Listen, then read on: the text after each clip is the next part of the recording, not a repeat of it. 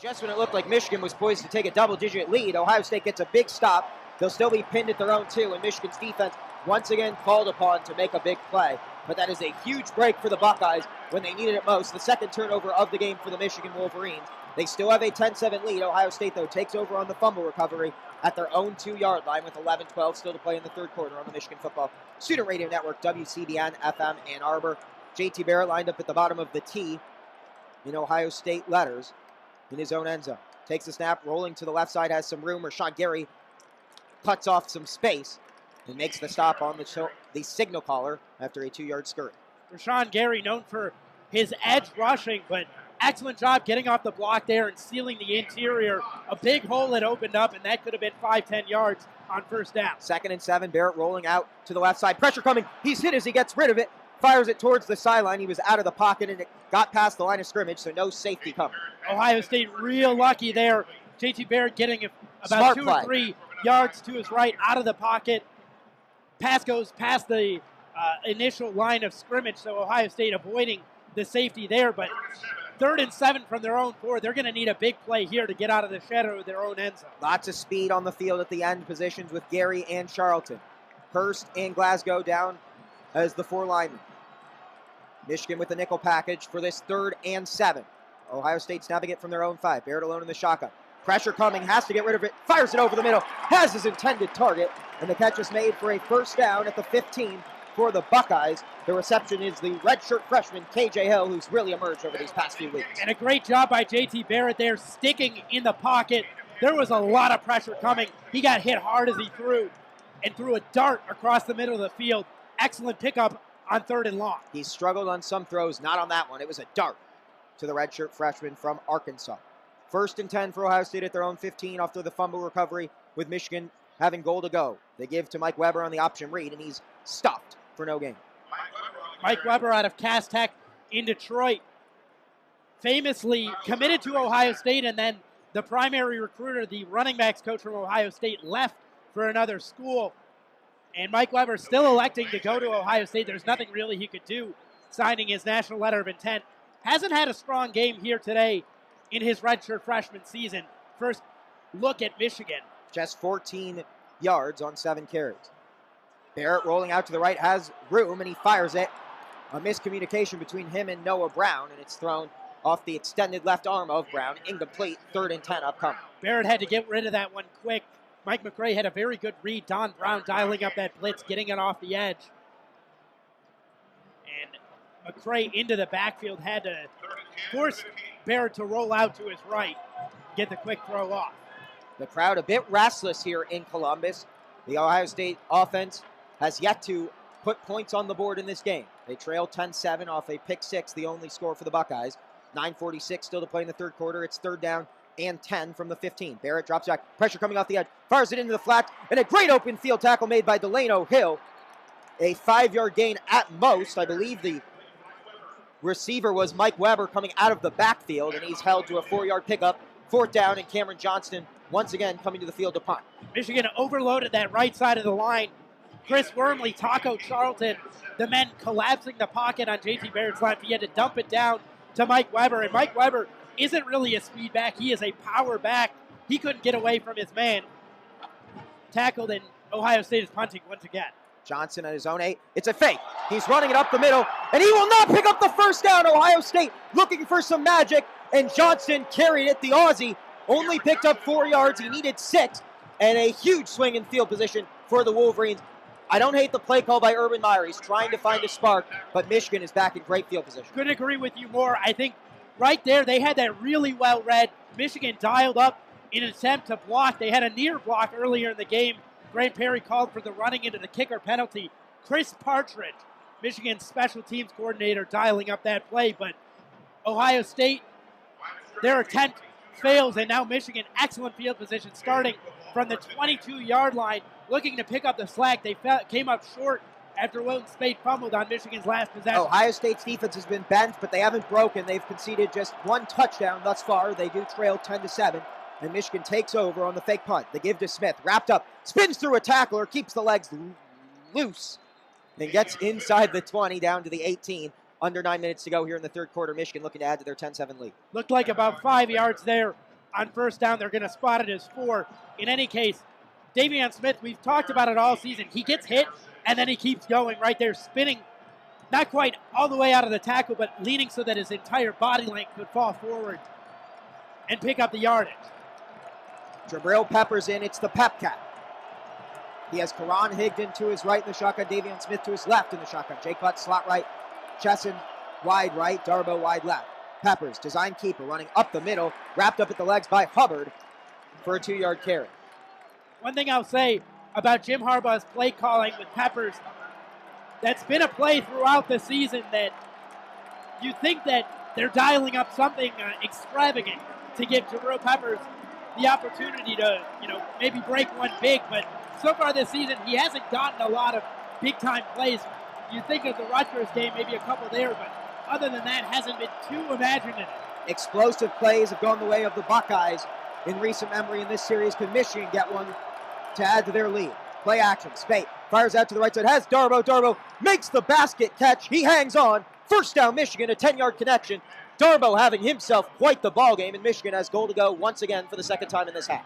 Excellent throw, playing within their means. Don't need to take a shot to the end zone. They have plenty of room to get a first down.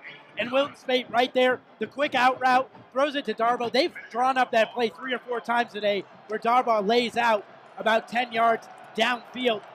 Right there, it's good enough for the first down. 6 receptions for Darbo on the day. First and goal from the 9. Michigan leads 10-7. Spate slipped but able to get the handoff to Davion Smith. And he picks up 2 yards. The timing all thrown off as Spate lost his footing. Some trouble with the center, though, so far in this game. Or in this half, I should say, with 7:10 still to go in the third quarter. Michigan leading Ohio State 10-7. A little bit strange to see there. Wilton Spate, obviously, the fumble on the last drive. Once they got goal to go, here goal to go once again, second and goal from the 8. And Spate trips and falls. It messes up Davion Smith as he runs right. They'll have to get that figured out on the sideline in between these drives. Smith, the tailback, Hill offset as the fullback, Darbo to the left side, Spate under center. Play action. Spate looking that way, firing into the flats as Khalid Hill. He's into the end zone. Touchdown, Michigan. His second touchdown of the game. Khalid Hill makes it Michigan 16, Ohio State 7. What a great play design. The rollout from Spate. He found his fullback in the flats, and Michigan picks up a 6-point conversion. If you told me that at the beginning of the season, a 6'2", 263-pounder, a fullback, would be leading this team in touchdowns, I would have told you you were nuts. But Khalid Hill, 2 touchdowns today. His second receiving and touchdown. leading the team throughout the season. Absolutely brilliant. Harbaugh using his personnel to their fullest potential. Good snap on the PAT. It is up. It is true. And Michigan has a 17-7 lead on the Michigan Football Student Radio Network, WCBN FM Ann Arbor, with 6:37 still to go here in the third quarter. Michigan shooting 50% from the field, and they've already forced 4 Indiana turnovers. In the first meeting this year, Indiana turned the ball over 16 times while Michigan turned it over just 6, and the turnovers already playing a factor here. It'll be Michigan basketball out of this timeout. 11:59 left to go here in the first half of play. Michigan on top of Indiana 14-11. Teskey, Robinson, Walton Jr., Simpson, and Irvin on the floor for Michigan. For the Hoosiers, Zach McRoberts, James Blackman Jr., Curtis Jones, Jawan Morgan, and on the far side, it's Deron Davis. Michigan working from left to right. Teskey sets a screen for Wallen. Robinson found in front of the Indiana bench. Closed quickly, though, by Morgan. 8 on the shot clock. Walton getting by the double team, feeds Teskey down low. Teskey puts up a shot, well contested, and then he fouls underneath the basket, and that's a freshman mistake right there. Never seen confident underneath the basket despite the clear size advantage.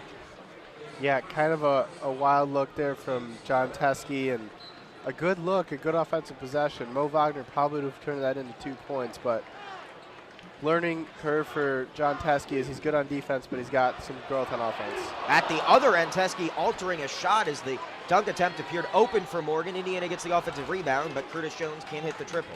Correction, James Blackman Jr. on that miss. Walton pushing it the other way. Through contact. Top of the key, Robinson left alone from deep. Yes! And that is what Duncan Robinson does. He just hits threes at very efficient rate, and he needs to keep producing for Michigan. off the bench, which hasn't given them much this season. Once again, Michigan dangerous in transition. Blackman with it. Has his pass deflected by Robinson, fighting for it. Last touch by Robinson. Indiana will keep it with 14 seconds on the shot clock. And one noticeable difference in Michigan's defense this season is just the active hands, the active feet, forcing turnovers, tip passes, and give a lot of the credit to Billy Donlin, who came in and revamped this defense for John Beilein. Teskey back out, and right on cue, Thomas Bryant sprints into the action. So Teskey out, Wagner in, and Bryant will join him, replacing Deron Davis. Josh Newkirk in there for Curtis Jones as well for the Crimson and Cream. Indiana trailing 17-11 to Michigan with 10:49 to go in the first half. A dangerous outlet pass chased down by Newkirk, who brings it back across the time stripe. 5 on the shot clock. Blackman from 3 off of movement, not able to get it to go. Irvin pushing pace the other way. Blocking foul against Zach McRoberts, and an interesting call there.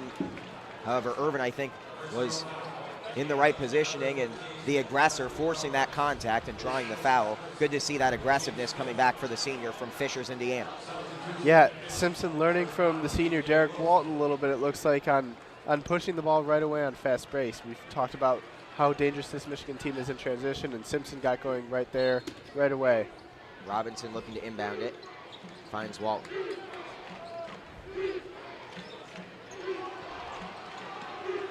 Walton dribbles top of the key, drives inside, kicks it out to Wilson, who thought about a 3. Now he drives inside, kicks to Robinson, open for 3. Too strong. Wagner gets the offensive rebound, lays it in off the glass for 2. And how about the effort from Mo Wagner going up against one of the best big men in the conference in Thomas Bryant to grab that offensive rebound and then go up for the strong finish. Second offensive rebound, Michigan's converted for a bucket. Their lead has grown 19-11 with 10 to go in the first half. Michigan with their largest lead of the game at the moment. Bryant on the left block. Double team coming from the backside. Feeds a cutting Newkirk, who lays it in from 4 feet out.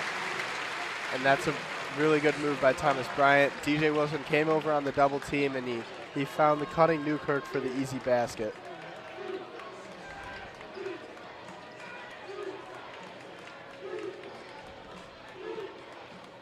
Wilson, well guarded, defers to his point guard, Walton Jr. Walton with 5 points, leading all Michigan scorers as he's done the past few games. He'll try to add to that, and he does. Bingo from the top of the key for 3. Derek Walton this whole Big Ten season is just kind of taking on a role where he says, I'm going to carry this team, I'm going to hit big shots, I'm going to do it all, and he's really been excellent for this team. Walton averaging 22.5 points per game over his last 4. And he's got 8 thus far in the first half. Blackman back the other way. Cuts inside, has it poked away. Moritz Wagner able to secure it, but it was the quick hand from Xavier Simpson that forced that turnover. Walton will pull up from the right elbow. His shot blocked. He wanted a foul. None coming. Perhaps a heat check there for Walton Jr. Newkirk the other way. Feeds McRoberts. Top of the key. Bryant alone for 3. Too strong. Rebound chased down by Wagner. Michigan could push the pace. Instead, they will slow things down.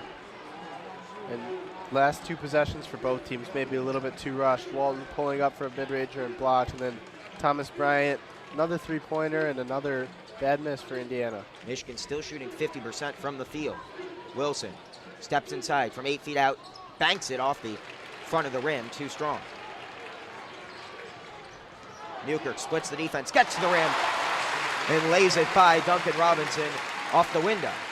And not very good transition defense right there for the Wolverines. Nobody ever stopped the ball, and now the crowd's starting to get into it for the first time today, getting on their feet and getting loud. Michigan still leads 22-15 with the under 8 media timeout coming up next.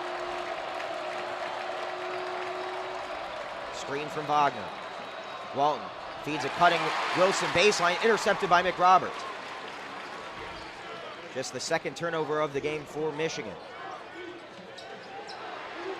McRoberts feeds Bryant down low, spins inside, lots of contact, it doesn't matter, the big man getting his.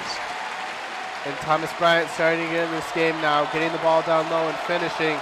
That was a problem last time for Indiana. He's their best player, and he wasn't really involved. And now he's making a difference for the Hoosiers. Can Michigan come up with a solution? That's the question that John Beilein will ponder. He takes a timeout. 7:19 left to go in the first half. Indiana trailing Michigan here in Assembly Hall in Bloomington, Indiana, by a score of Indiana 17, Michigan 22 on this, the Michigan Basketball Student Radio Network, WCBN FM Ann Arbor.